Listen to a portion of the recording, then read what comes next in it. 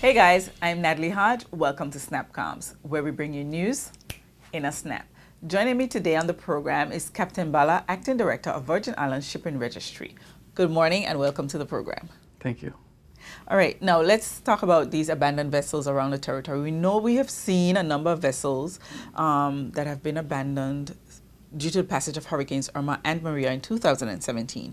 And I know that on July 2nd, there was the passage of a Disaster Management Amendment Act 2018, which speaks to these abandoned vessels.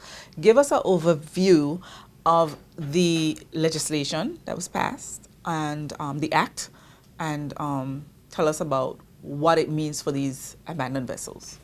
That's a fantastic question, and thank you for providing me the opportunity to talk about this. Firstly, there are two methods for dealing with abandoned vessels. There is something in the Merchant Shipping Act regarding abandoned and derelict vessels, but what it is not geared for something as difficult as the passage of a hurricane, and you are dealing with large amount of ships.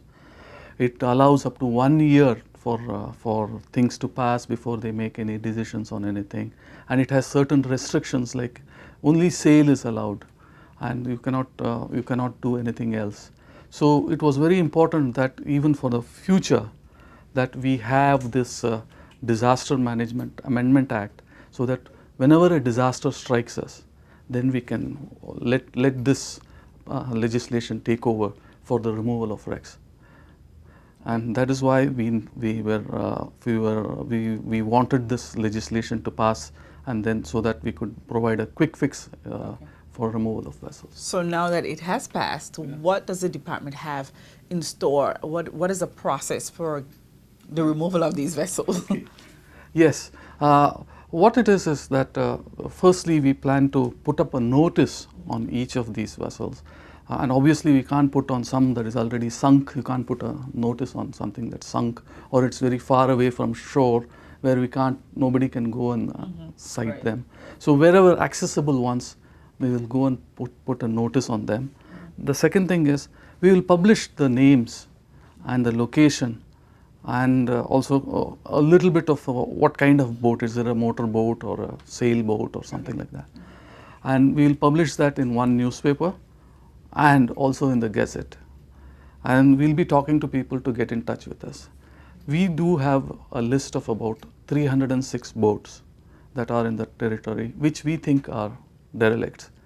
So we want, if there is a owner or somebody who is interested in these, then they must tell us that it belongs to them.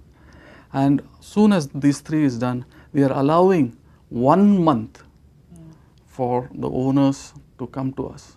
1 full month we will allow them to come to us and tell us, look, this is what it is. This is ours, we are taking care of it, this is how we plan to do. Now the other thing is, if nobody shows up in the first month, then we will think that the boats are abandoned. Now if the boats are abandoned, then the government takes over. But we still allow 1 more month. Okay?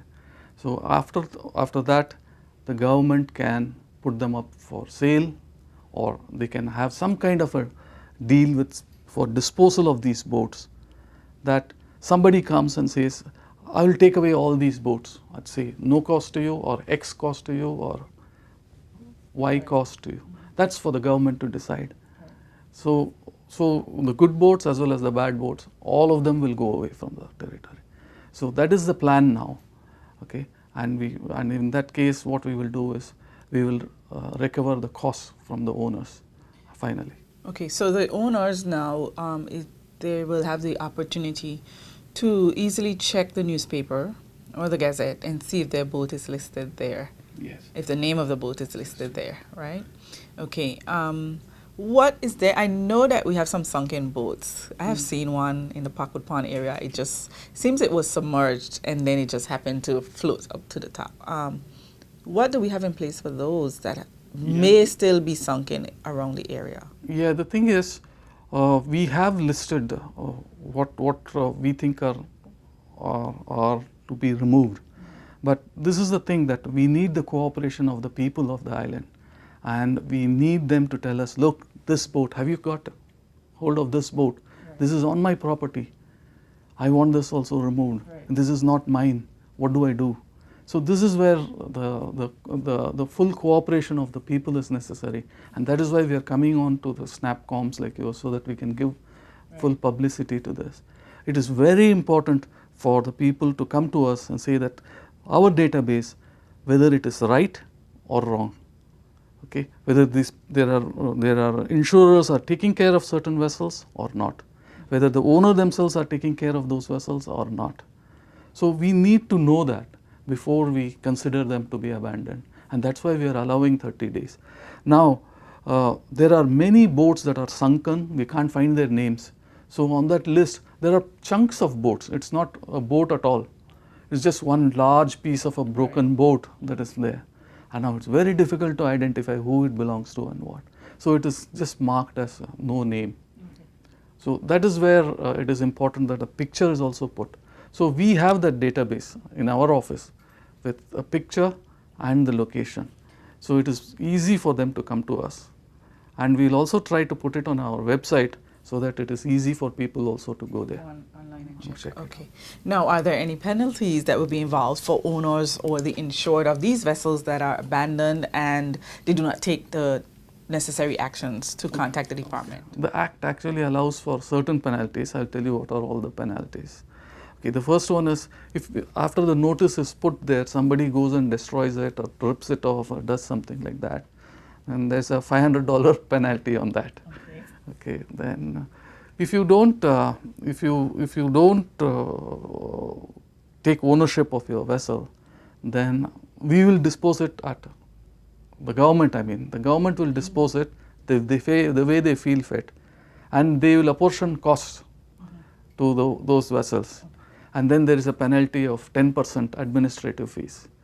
So if it costs $5,000 to remove that boat, then it will be 5,500 that they have to pay.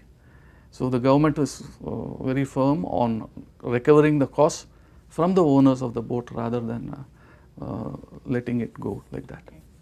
There is one little thing I forgot to mention.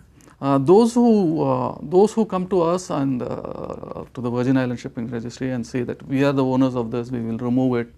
So they have to tell us by when and where it is.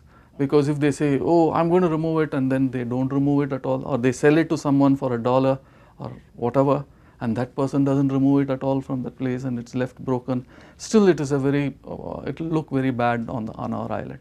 Well, it seems like the penalties are some good incentives for persons to want to work with the department in removing these vessels. Thank you so much for coming on the program and giving us this update on the abandoned vessels in the territory. If you have more updates for us, you're free to come on the program.